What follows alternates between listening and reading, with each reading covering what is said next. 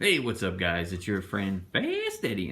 Today. I'm back just to show you a really quick method that I use to flatten my boards that have cups in them or curves or whatever you want to call them. So here I got this little 1x6, and as you can see the gap here already underneath. It's really wobbly. I don't know if I'm gonna pick it up on camera, but you can probably see the cup in it. If not, oh well, take my word for it. Look at that. Got a gap down there at the bottom. So anyway, we're gonna try and make this board flat real quick. Like, just make up a quick jig to run it through my planer and hopefully flatten one side out, flip it over, and then just run it through by itself. Obviously I got the board here. So what I like to do is just cut down a piece of MDF that's a little bit wider than the actual first board. I didn't have much to work with today, so this is all I got. It's not much wider, but hopefully it'll work. Let's check it out and see what we can do here. So like I said, we got the piece of MDF, and then I cut down just another little chunk off of this piece here. This will reside on the back. I'm going to go ahead and glue it down with some Titebond, and we'll be right back. Go ahead and glue this up real quick. Got one bead on there. And obviously, we're going to take the shorter, flatter side here. Glue this up as well. Don't have a lot of materials in the shop here right now, guys, so just got to work with what I got. Need a little more net.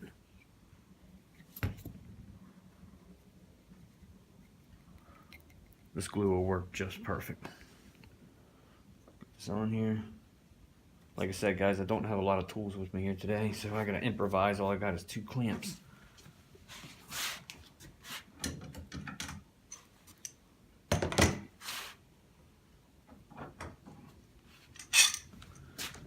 I got 2 24-inch clamps, so gotta make it work though, right?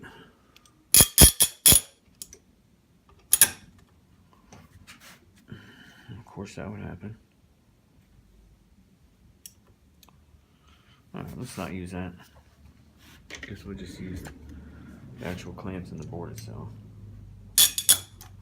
That's going to give me the biggest surface amount. Get this guy on here. There's a major squeeze out already. That there should be good. Get this guy on here as well.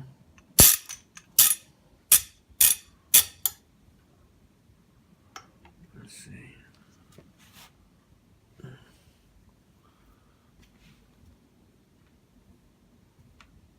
Don't even have anything to wipe my hands on in here today. It's crazy.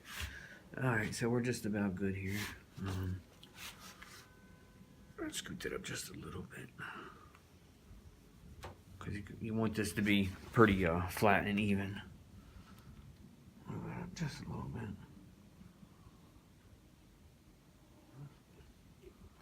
bit. Now let's see what we got here. That's good. Good. Good. Now I'll give this about a half hour or so to set up, and that'll be good enough to rock and roll. Alright, so let's see here. This thing's had plenty of time to dry. Nice and smooth here. Nice and smooth across the bottom. I wiped some of that glue off there. Let's see if it sits down on there flush. Just make sure. Oh yeah, it's completely flush in there, so that's good. And obviously, you want to make this part lower than the board itself.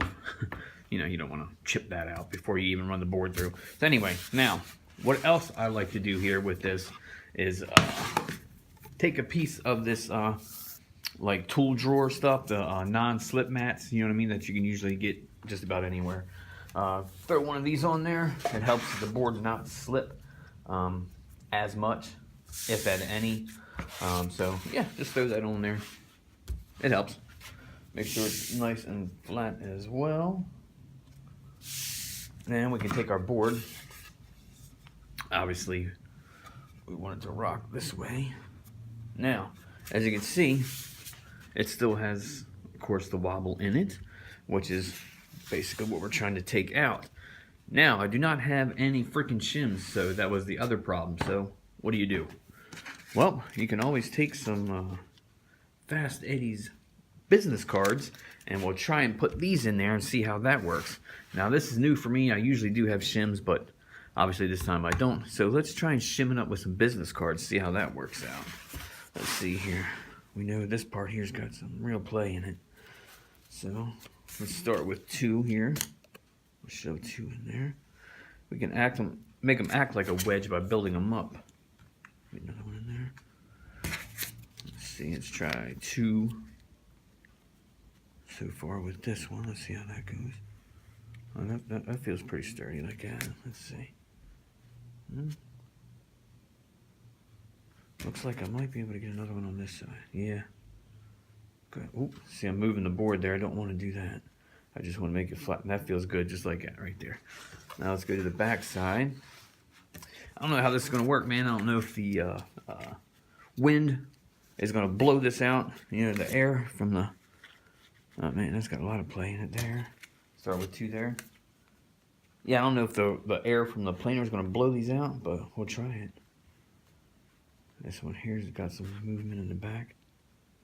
It's not too bad. Maybe get one more in there. But like I said, with that non-slip mat, it might hold these business cards in there pretty well too. So let's see. Everything looks good. Let's see. I think the rocking is just for me pushing down on it, but so far that looks pretty good. Let's see. No, that feels good. That feels pretty sweet. Nope. Can I get another one on this side? Maybe. Alright. And now, like I said, this is a trial for me too, so let's fire this thing up and see what happens. Watch it blow the cards out all over the place. That would suck. Alright, there we go. Alright guys, so here's the first test. Let's see how this thing goes, or if it's even going to work. Remember, always turn on your shop vac before your planer.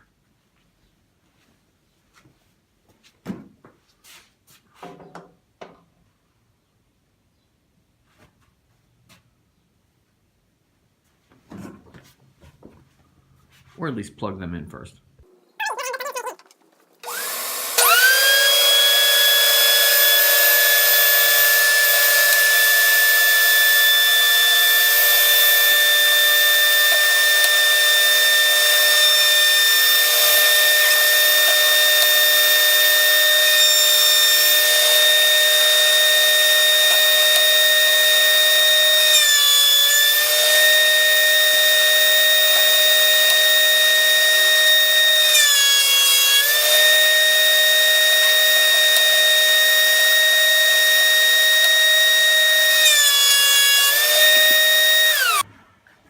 That was really loud, but I think it worked. Because the first time I went through, it was taking off pieces right here where I thought, you know, the high parts. So let's see what we got. Woo-hoo! Man, that sucker looks flat. Now this side is the one that's got the curve in it, so we're going to flip it over, run the flat side through, and see what happens.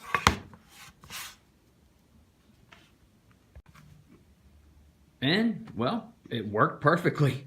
I can't believe actually how good it actually did work. So as you can see now, this side, no wobble whatsoever. And remember how it was cupped and it was wobbling like this. None of that whatsoever. Flat on this side. None of that whatsoever on this side. No wobble whatsoever.